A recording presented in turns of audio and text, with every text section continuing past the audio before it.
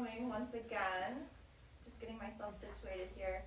As I was sitting up here, I was thinking how thankful I was to be here with you all. You know, I missed having our regular Sundays and practicing with other people. So thank you so much for being here.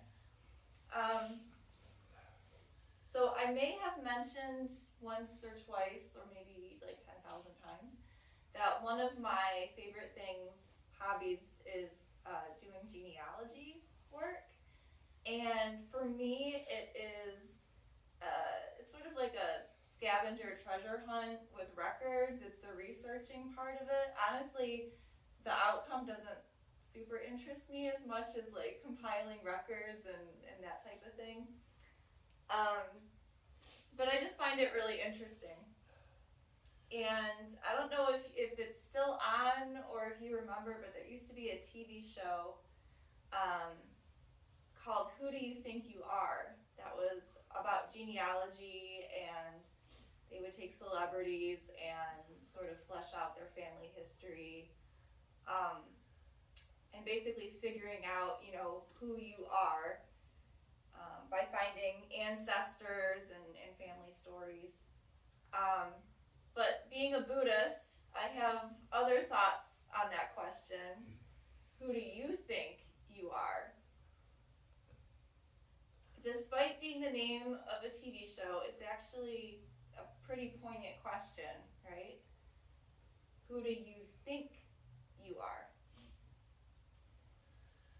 So I've been wrestling with this question a lot this week. Who do you think you are? A few days ago, I found out that someone had used my name, social security number, and other personal information to fraudulently apply for unemployment benefits. I found out that this is called identity theft. Someone had stolen my identity, who I am in the eyes of the law. You'd think I would have noticed this, right? We're taught to guard our social security numbers with our lives. And we're bombarded with stories of computer hackers and the dark web and all kinds of scary stuff. I know I watch, I want to say daytime TV, but TV that's on during the day. And there's a lot of advertisements for, you know, identity theft and protecting yourself and all these types of things. So it's, you know, definitely a message that is familiar with most of us. But for all the worry and anxiety I put my time and energy into, when the person who stole my identity was typing in my name and my personal details, at that very moment, I was at home with my family, enjoying excellent food and opening presents with my nephew. For having guarded something for so long and so important as my unique identity, I thought I would have felt something once it was gone. But I didn't. My life did not change at all. And maybe that was the most upsetting thing. When a week later, I was told by someone else that my identity had been taken, this idea I had cherished my whole life, didn't really matter. Sure, it matters in terms of protecting my finances, etc. But as far as my identity goes, my sense of who I am, I was shocked by how little it affected me. We spend our entire lives trying to explain who we are to ourselves. We want to build monuments to ourselves or cast ourselves in bronze. Something strong, something definite that we can point to and say, look, this is me. This is who I am. But that's not how things work.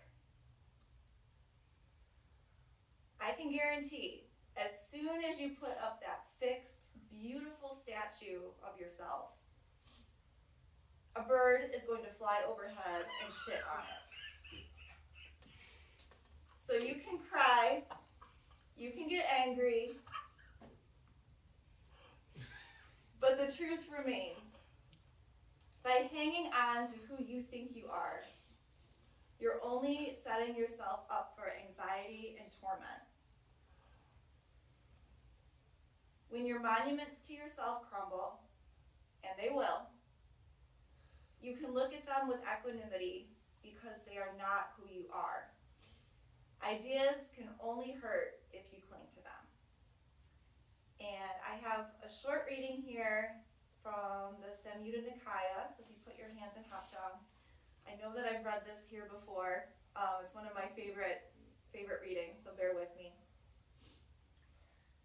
The Buddha says, "Bhikkhus, whatever is not yours, abandon it. When you have abandoned it, that will lead to your welfare and happiness.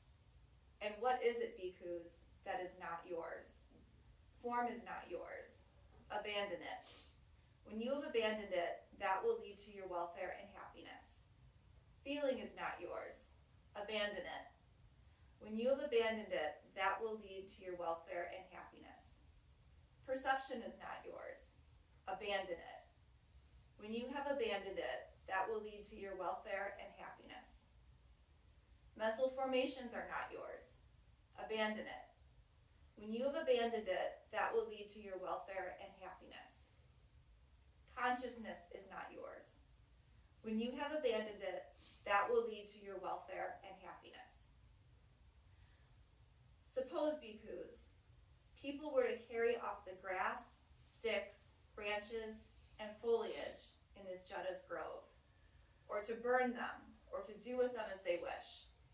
Would you think, people are carrying us off, or burning us, or doing with us as they wish? No, venerable sir. For what reason? Because, venerable sir, that is neither our self nor what belongs to ourself. So too, bhikkhus, form is not yours. Feeling is not yours. Perception is not yours. Mental formations are not yours. Consciousness is not yours. Abandon them. When you have abandoned them, that will lead to your welfare and happiness. Thank you. Thank you, Reverend Brooke. Sorry, I made you I laugh. love that line.